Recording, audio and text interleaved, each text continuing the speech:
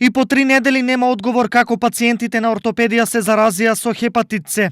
Ова денес на пресконференција го кажа од Штипскиот огранок на ВМРО ДПМН и побара одговорност од надлежните. И после 21 ден решение за проблемот нема, а секојдневно се зголемува бројката на заразени пациенти.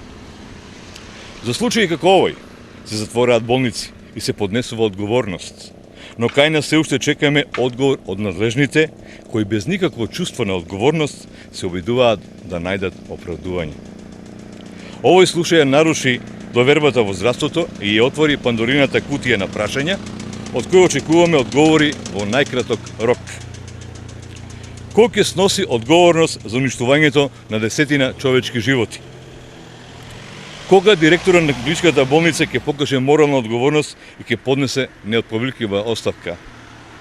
Дали министерот за здравство и генералниот секретар ќе продолжат под тепих да ги кријат проблемите, кои конечно ќе се соочат со гневот на граѓаните? Крајно време е ВМРО ДПМН да престане да ја плаши јавноста со хаос, очај и паника и да покажат барем малку општествена свест и одговорност за тежината на кажаното во звратија од болницата. Дневно низ клиничката болница поминуваат 800 пациенти и некоректно е луѓето да бидат заплашувани на ваков начин. Граѓаните на Штип и регионот треба да знаат дека во клиничка болница Штип се работи по протоколи и стандарди и треба да се чувствуваат сигурно и безбедно. Што се однесува до ситуацијата со хепатит С, нема ништо ново што може да се додаде, а претходно не е соопштено во јавноста.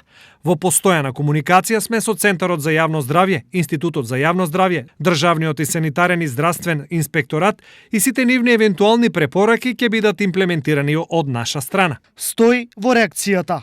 Инаку представници од Институтот за јавно здравје и Државниот санитарен и здравствен инспекторат денес беа во Штипската болница, но околу извештајот од втората контрола која се спроведуваше во болницата се уште нема информации.